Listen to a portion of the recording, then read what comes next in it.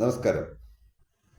ഞാൻ സാധാരണ വിഷയങ്ങൾ നിങ്ങളുടെ മുമ്പിൽ അവതരിപ്പിക്കുന്നത് ഒരു സാധാരണ മനുഷ്യന് സഹിക്കാൻ പറ്റാത്തതിന് സാഹചര്യം വരുമ്പോഴാണ് ഞാൻ അത്തരം കാര്യങ്ങളോട് റിയാക്ട് ചെയ്യുന്നത്. ഒരു ചെറിയ മൈനർ ഇഷ്യൂസ് ഒക്കെ ആണെന്നുണ്ടെങ്കിൽ ഞാൻ മൈൻഡ് ചെയ്യത്തില്ല.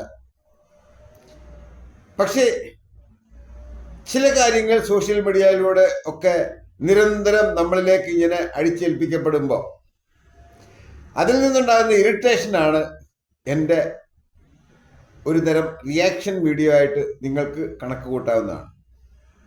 ഞാൻ ഇന്ന് പറയാൻ ഉദ്ദേശിക്കുന്ന കാര്യം ഉലുവ, ഫെനുഗ്രീക്ക് എന്നൊക്കെ പറയും ഇംഗ്ലീഷിൽ. അത് ഇംഗ്ലീഷ് അറിയാവുന്നവർക്ക്, നമുക്കതറിയില്ലല്ലോ. അപ്പൊ ഈ ഉലുവ, അതിനെക്കുറിച്ച് നമ്മളൊന്ന് അറിയണം. കാര്യം ഒരുപാട് അവ്യക്തതകൾ സോഷ്യൽ മീഡിയയിലൂടെ മിന്നിമറയുന്ന ഒരു ഐറ്റമാണ് ഈ ഉലുവ.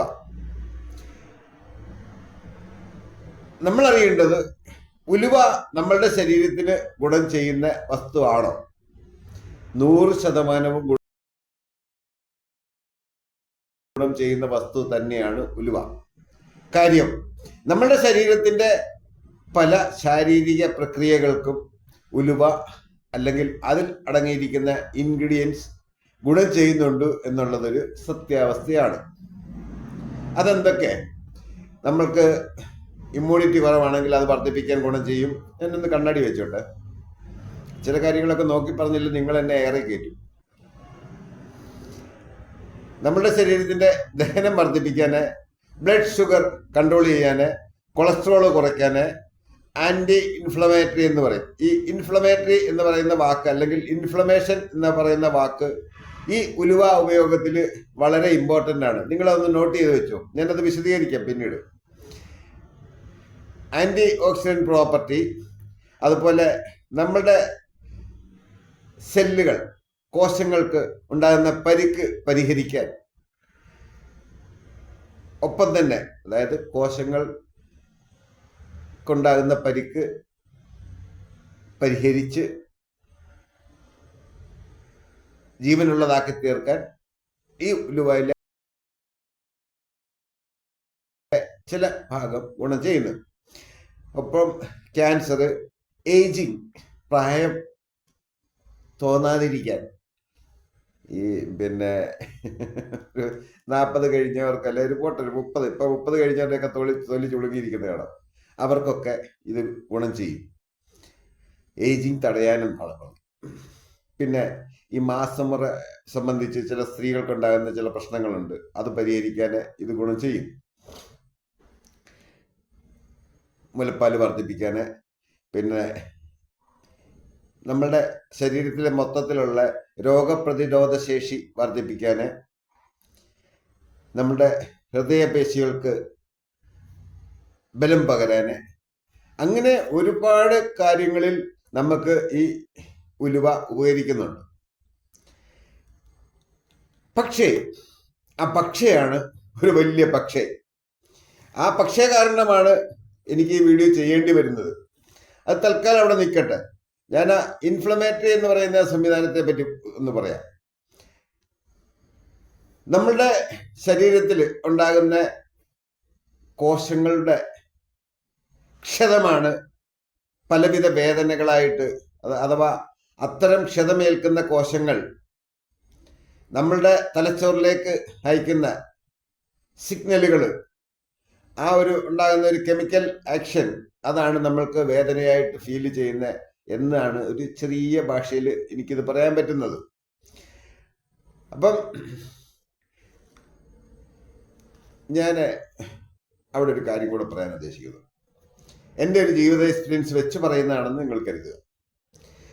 നമ്മളുടെ ശരീരത്തിൽ ഉണ്ടാകുന്ന ഓൾമോസ്റ്റ് എല്ലാ അസുഖങ്ങളും നമ്മളുടെ ശരീരം തന്നെ റിക്കവർ ചെയ്ത് എടുക്കുന്ന ഒരു സംവിധാനമുണ്ട്. അതിനാണ് ഞാൻ ഈ ഇൻഫ്ലമേറ്ററി എന്ന് പറയുന്ന വാക്കിന് ഒരു പ്രാധാന്യമുണ്ടെന്ന് മുൻപ് പറഞ്ഞത്. പക്ഷേ നമ്മളുടെ ശരീരത്തിന്റെ സാധാരണ പ്രോസസ്സിങ്ങിൽ അത് റിക്കവറായി കിട്ടാൻ, അഥവാ ക്ഷതം വന്ന കോശങ്ങളെ പരിഹരിച്ച് എടുക്കാൻ, പഴയ ആരോഗ്യാവസ്ഥയിൽ എത്തിക്കാൻ ഒരു സമയപരിധി നമ്മളുടെ ശരീരം നിശ്ചയിച്ചിട്ടുണ്ടാകും. അപ്പം ആ സമയപരിധി ഓവർകം ചെയ്യാൻ വേണ്ടിയാണ് നമ്മൾ ഈ ആശുപത്രികളിൽ പോയി പെട്ടെന്ന് ചികിത്സ തേടുന്നത്. പല വേദനകളും നമ്മളുടെ ശരീരം സ്വയം കണ്ടെത്തി പരിഹാരം കണ്ടെത്തും എന്ന് വിശ്വസിക്കാൻ ആഗ്രഹിക്കുന്ന വ്യക്തിയാണ് ഞാൻ. അതിന്റെ പല തെളിവുകൾ എനിക്ക് നിങ്ങളുടെ മുമ്പിൽ പറയാൻ പറ്റും. അപ്പം നമ്മളുടെ ഈ ശരീരത്തിന് ആദ്യം വേണ്ടുന്നത് ഇമ്മ്യൂണിറ്റിയാണ്, രോഗപ്രതിരോധ ശേഷി. ഈ രോഗപ്രതിരോധ ശേഷി കൂട്ടാൻ ഉള്ള കാര്യങ്ങളാണ് നമ്മൾ മുൻഗണനാക്രമത്തിൽ പ്രയോഗിക്കേണ്ടത്. അഥവാ രോഗം വന്നതിന് ശേഷം ചികിത്സിക്കുന്നതിനേക്കാൾ നല്ലത് രോഗം വരാതിരിക്കാൻ ശ്രമിക്കുക എന്നുള്ളതാണ് എൻ്റെ ഒരു പക്ഷം. നമ്മൾ നേരിടുന്ന ഒട്ടുമിക്ക രോഗങ്ങളുടെയും മൂലകാരണം നമ്മൾ തന്നെയാണ്. സാഹിത്യം കൂടിപ്പോയോ? ഇതൊരു വലിയ സബ്ജക്റ്റാണ്. അതുകൊണ്ടാണ് ഇത് ഇങ്ങനെയൊക്കെ എടുത്തെടുത്ത് തട്ടുതട്ടായിട്ട് പറയേണ്ടി വരുന്നത്. നമ്മളുടെ കോശങ്ങൾക്കുണ്ടാകുന്ന ഈ പരിക്കുകൾ പരിഹരിക്കാൻ നമ്മളുടെ തലച്ചോറ് അയക്കുന്ന പട്ടാളക്കാരാണ് ഈ വെളുത്ത രക്താണുക്കൾ എന്ന് പറയും. അഥവാ അങ്ങനെ കണ്ടില്ലേ, വൈറ്റ്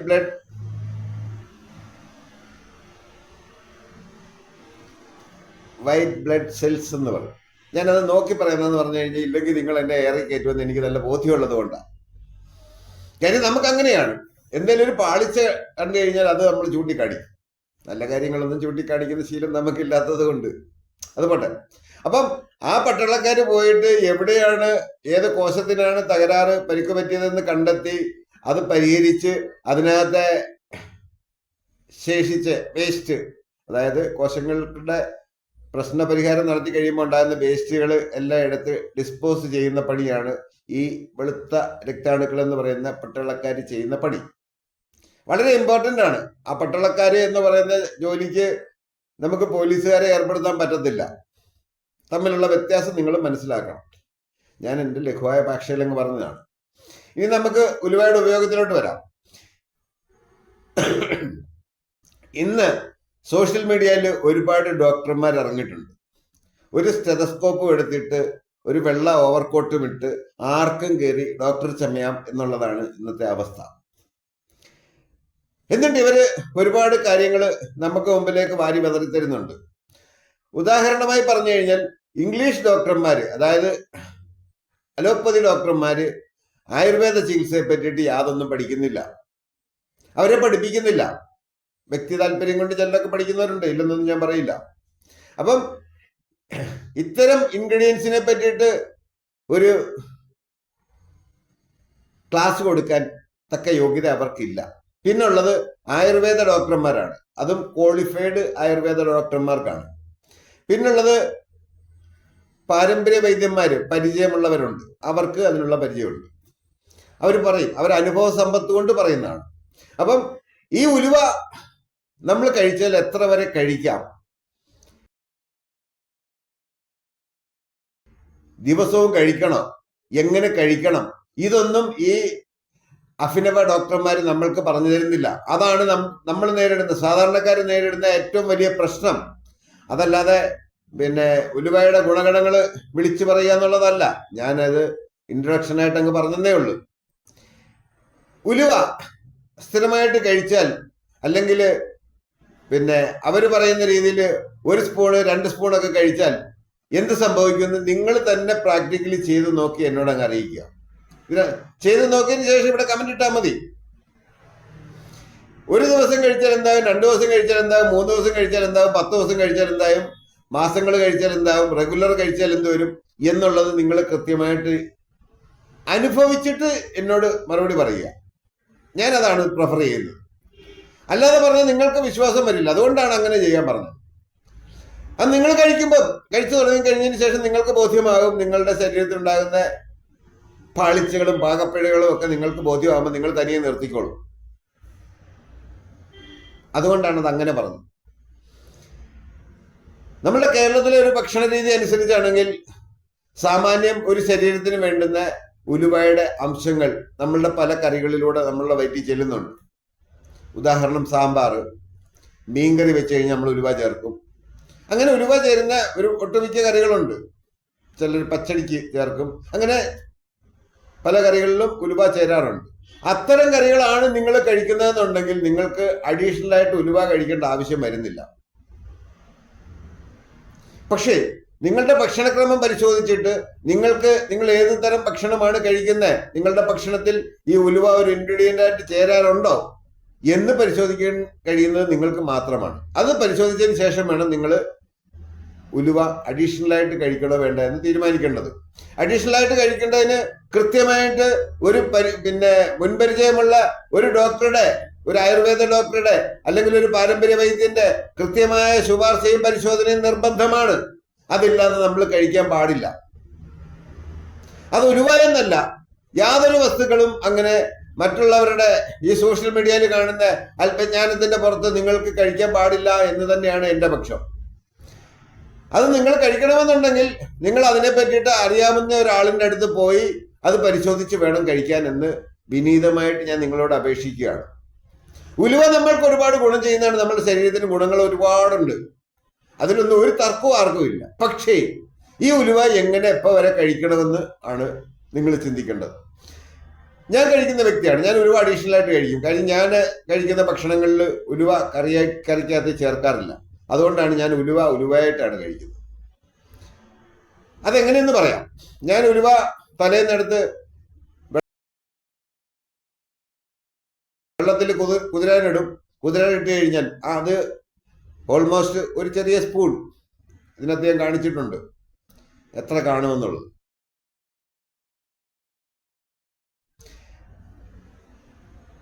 അത് കുതിർന്നതിന് ശേഷം ആ കുതിർത്ത വെള്ളം ഒരു കാരണവശാലും കുടിക്കരുത്. നമ്മളുടെ നാട്ടിലെ ഒരു പച്ചക്കറികളുടെ സ്റ്റാൻഡേർഡ് അനുസരിച്ച് അല്ലെങ്കിൽ ഇത്തരം വസ്തുക്കളുടെ ഒരു സ്റ്റാൻഡേർഡ് എന്ന് പറഞ്ഞു കഴിഞ്ഞാൽ നമ്മൾ കഴിച്ചാൽ നമ്മളുടെ പല അവയവങ്ങളും ഡാമേജ് ആയി പോകും. അതുകൊണ്ടാണ് ഇതിട്ട് കുതിക്കുന്ന വെള്ളം ഒരു കാരണവശാലും നിങ്ങൾ കുടിക്കരുത്, അത് ഊറ്റിക്കളയുക.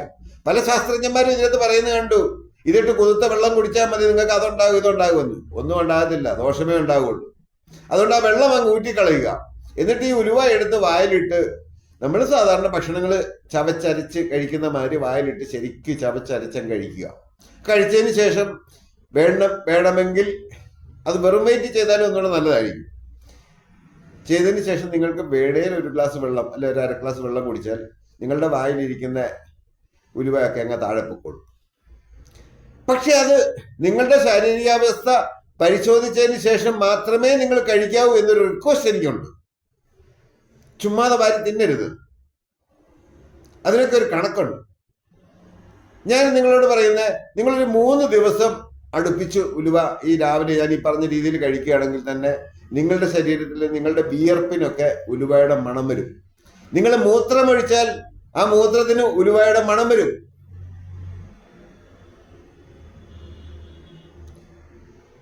അത് അങ്ങനെ റെഗുലർ കഴിച്ചു കഴിഞ്ഞാൽ നിങ്ങളുടെ ആന്തരിക അവയവങ്ങൾക്കൊക്കെ ഡാമേജ് വരാൻ സാധ്യതയുണ്ട്.